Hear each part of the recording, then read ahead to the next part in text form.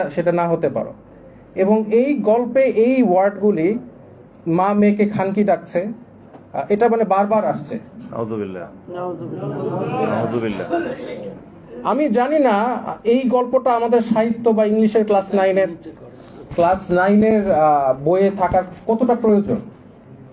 আপনারা এই যে ভাইয়া বলছিল যে আমাদের ইসলামিক আমরা আন্দোলন করেছি ইসলামের জন্য, এবং উনি বলছিল যাতে ইসলামিক ভ্যালুজ রাখে, আমাদের সংস্কৃতি যাতে ইসলাম এর যে মূল্যবোধটা সেটা আসে। আমাদের নবী করিম সাল্লাল্লাহু আলাইহি ওয়াসাল্লাম কি এই ধরনের ওয়ার্ড ব্যবহার করা কোনো গল্প বা এই শিক্ষার মধ্যে দিয়েছিল? কোরআনে কি এই ধরনের ওয়ার্ড আছে?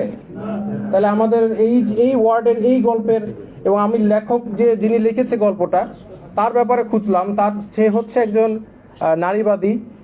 তো যার কারণে আরেক জায়গায় মা তার মেয়েকে বলছে এই একই গল্পে যে এই ওষুধটা এইভাবে বানাতে হবে যেখানে তোমার বাচ্চা সৃষ্টি হওয়ার আগে বাচ্চাকে তোমরা ফেলে দিতে পারো। নাউযুবিল্লাহ। এই গল্প তারা হচ্ছে 2025-এ এসেছে। এই জন্য আবু সাইদ শহীদ হয়েছিল নাকি? এই জন্য তাহলে ইন দ্যাট কেস আমাদের তো আমরা কি চেষ্টা করেছি প্রত্যেকটা কমিটির মধ্যে একজন আলেম রাখার জন্য? আমরা দাবি না, দাবি তুললে তো হবে না, আন্দোলন তো আমরাও করেছি, আমাদের এখানে স্টেক আছে না, শুধু দাবি তুললে হবে? তো যার কারণে এটা তো আপনারা দেখবেনই। এবং এখনো এটা যেহেতু বই পাবলিশ হয় নাই, এখনো পরিবর্তন করার সময় আছে। আমি চাই যে আপনারা একটু চিন্তা করেন যে আমাদের সংস্কৃতির সাথে এই ধরনের গল্প যায় কিনা। আমি এগুলো একটা টিচার ক্লাসের মধ্যে বাচ্চারা তো কম বয়সী বাচ্চারা জিজ্ঞেস করবে যে স্যার এই যে স্লাট কথাটার মানে কি, খানকি মানে কি? তারপরে টিচার স্টুডেন্ট ডিসকাশন করবে এটা কি দরকার, নেসেসারি? তাহলে কেন এটাকে ইনক্লুড করা হলো, কে করলো? তো যার কারণে কালচার, আসলে আমাদের কালচারটা কি? আমাদের যে এই আন্দোলনে সব মতদর্শের মানুষ আন্দোলন করেছে, কিন্তু মেজরিটি মারা গিয়েছে, শহীদ হয়েছে। কেউ ভালহালায় যাওয়ার জন্য এই আন্দোলনে অংশগ্রহণ করে না, শহীদ হওয়ার জন্য আসছে।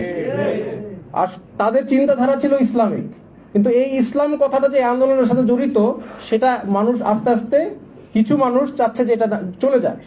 আমি আন্দোলনে ছিলাম, নেতৃত্ব দিয়েছি, আমি ইসলামের জন্য করেছি, আমি ভালহালায় যাওয়ার জন্য করি নাই।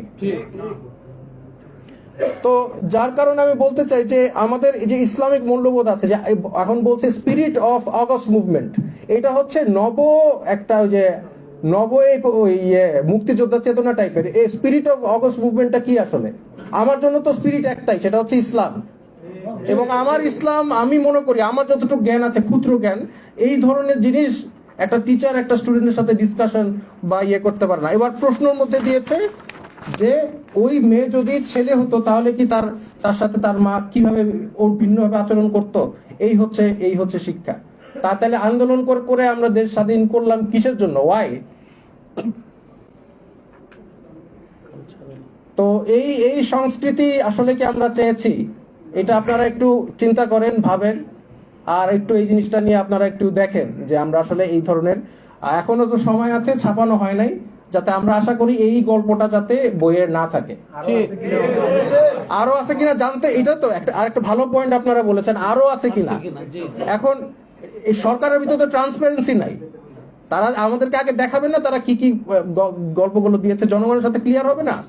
সংবিধান কি পরিবর্তন করছে সেটা ক্লিয়ার হবে না? পাঠ্য বই ক্লিয়ার হবে না? তারা তো সব গোপনে করছে। কেন গোপনীয়তা? কেন এটা লিক করেছে? কেন লিক করা লাগবে? আমাদের তো জানার কথাই ছিল আপনারা কি কাজ করছেন।